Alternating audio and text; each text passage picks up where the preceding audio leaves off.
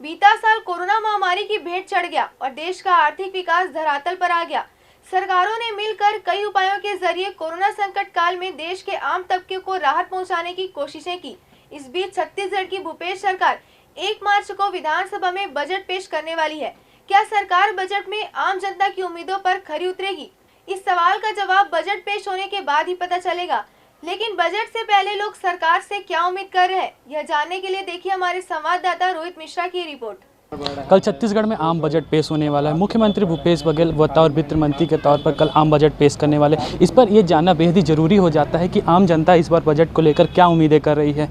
Madam, मैं आपसे जानना चाहूँगा कि कल बजट पेश होने वाला है, क्या कुछ उम्मीदें की जा रही है? क्योंकि रसोई गैस भी महंगी हो रही है, महंगाई भी इतने उच्च स्तर पर है। मैं ये बोलना चाहूँगी, वही सबसे पहले तो पेट्रोल का है। पेट्रोल कम होना चाहिए क्योंकि वही उसके कारण महंगाई बढ़ती है। दूसरी बात मूलभूत आवश्यकता, रोटी कपड़ा मकान, इसके बारे में कैसे सस्ते हों इसके बारे में सरकार को सोचना चाहिए, विशेष बजट लाना चाहिए। तीसरी बात महिलाओं की सुरक्षा पे बजट लाना चाहिए क्योंकि हम अभी न्यूज़पेपर या कुछ भी मीडिया देखते हैं तो उसमें महिलाओं पे अत्याचार हो रहे हैं, तो उस पर विशेष बजट होना चाहिए। चौथी बात, हम ये देख रहे हैं कि मजदूर वर्ग है हमारे देश में, सबसे ज़्यादा 70% लगभग मजदूर ही लोग हैं, तो उनके लिए विशेष बजट होना चाहिए।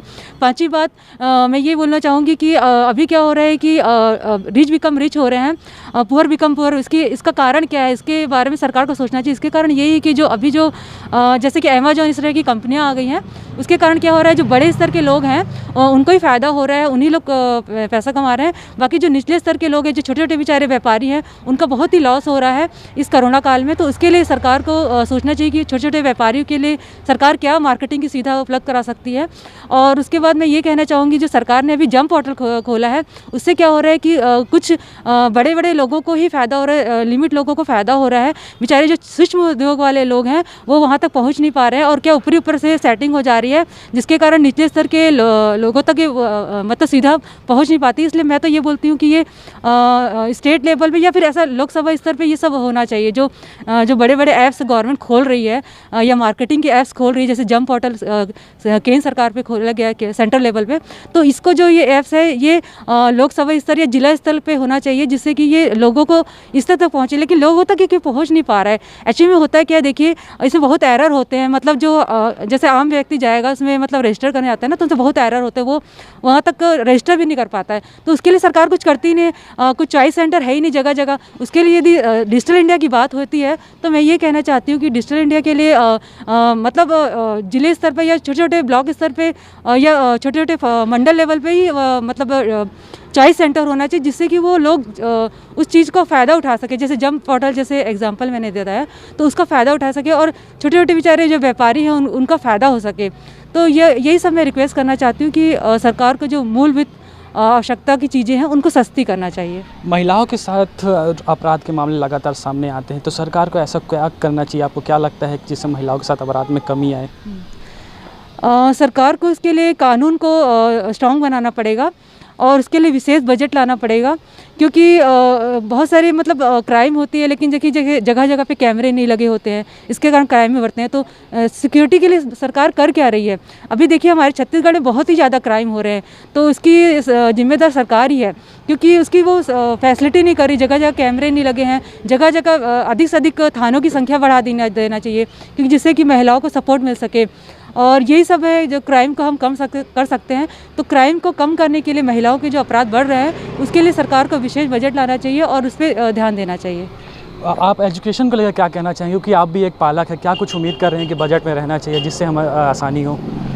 देखिए, छत्तीसगढ़ शासन से तो हम ये विनती करेंगे हाथ जोड़ के कि भूपेश सरकार सबसे पहले तो सरकारी स्कूल खोलें, जो निजी स्कूलों की मनमानी है वो बंद हो। यदि सरकारी स्कूल अच्छी क्वालिटी के खुलेंगे तो निजी स्कूलों की मनमानी में भी काबू की जा सकती है। और बच्चों के एजुकेशन सिस्टम को देख के यदि छत्तीसगढ़ का विकास करना है तो एजुकेटेड बच्चे अच्छी तरीके से यदि एजुकेटेड होंगे तभी जाके विश्व लेवल पे छत्तीसगढ़ का नाम होगा। तो शिक्षा पे तो विशेष बजट होना चाहिए, और पर यदि बजट देते हैं तो उसका क्रियान्वयन भी और ज़मीनी स्तर तक पहुँचना भी चाहिए बजट। ये मैं अनुरोध करूँगा। हमारे साथ कुछ बेरोजगार युवक भी हैं, उनसे जानना चाहेंगे कि क्या कुछ उम्मीद कर रहे हैं कि इस बार आप क्या कुछ उम्मीद कर रहे हैं कि सरकार आपको रियायत देगी या रोजगार का अवसर प्रदान होगा जिससे? रोजगार का अवसर तो सर ऐसा है कि जैसे हम पेपरों में कई बारी पढ़ते हैं कि घर बैठे बैठे ये करें वो करें, तो ये जब सारी चीज़ें हमारी समझ के बाहर है, तो इन लोगों ने जो बोला हुआ है कि उसको क्या बोलते हैं हम, कि रोज़गार कार्यालय में जाके अपना पंजीयन करवाएं, पर मेरे ख्याल से मेरे को नहीं लगता कि वो करवाने से भी कुछ फ़ायदा मिलता है, साफ सी बात है। भैया मैं आपसे जानना चाहूँगा, क्या उम्मीद कर रहे हैं इस बार बजट में खास रहेगा, जैसे आम पब्लिक को रियायत मिलेगी? बजट पे बोले तो सर पेट्रोल में दाम बढ़ गए हैं और दाल चावल सब्जी में आप देख रहे हो बढ़ गया है।